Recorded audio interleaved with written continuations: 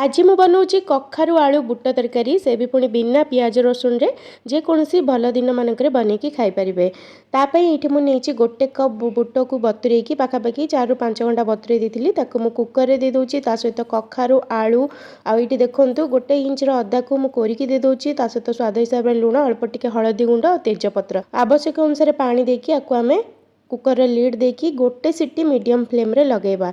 बेसी सिझेबेनी। ये देखो पूरा परफेक्ट सिझी। ए चलते तरकारी कड़े में दे दूची 2 ରୁ 3 चामच रिफाइन तेल कला जीरा अल्प टिके हेंगु ये सब फुटीगला ये मुझे 2टा टमाटर को काटिकी ता सहित ये देखो गोटे इंच रू टिके अधिका हम अदा को कोरिकी देदेली। एबे आपको किछि सेकेंड भाजीदबा तापरे बाकी सब मसला गुंड को पकेबा। प्रथमे स्वाद हिसाब से लुण अल्प टिके हलदी गुंड काश्मीरी लंका गुंड धनिया गुंड जीरा गुंड करी पाउडर आमचूर पाउडर कस्तूरी मेथी गोटे बड़ चामच ये सब को आम लो फ्लेम रे किछि सेकेंड पे भाजीदबा। टमाटर रू पानी छाड़ी टमाटर पूरा बढ़िया भाव में मिसीज जदि आपको दरकार पड़ो अल्प टिके पानी देकी कषि पारे।